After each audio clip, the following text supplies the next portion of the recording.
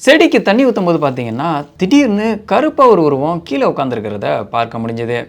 பொதுவா எலிய பகல்ல பார்க்குறது ரொம்பவே அரிது. அதுவும் நம்மள பார்த்தா கண்டிப்பா ஓடிரும். ஆனா இந்த எலிக்கு ஏதோ நடந்திருக்கு.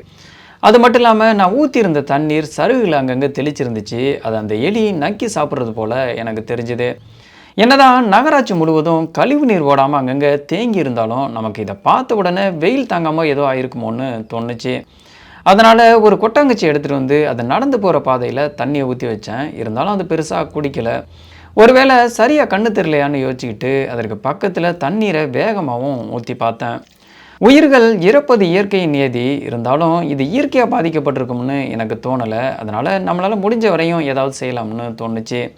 அப்புறம் திரும்பவும் வீட்டுக்கு வேகமா போயி, வாசனை சீரக சம்பா அரிசி இருந்துச்சு. அத எடுத்துட்டு வந்து இன்னொரு கொட்டாங்குச்சிலயும் கொட்டி விட்டேன். ஆனா, எதையுமே சாப்பிடாம அப்படியே தடுமாறிக்கிட்டே அங்கங்க சுத்தி திரும்பவும் அதே இடத்துக்கு வந்துகிட்டு இருந்துச்சு. நெறைய பேர் நினைக்கலாம், எலிய பார்த்த உடனே அடிக்காம ஏன் அப்படி செய்றீங்கன்னு. இங்கு எந்த உணவுகள் அதிகமாக கிடைக்கிறதோ, அதற்கான உயிர்கள் உருவாவது இயற்கையோட இயல்பு.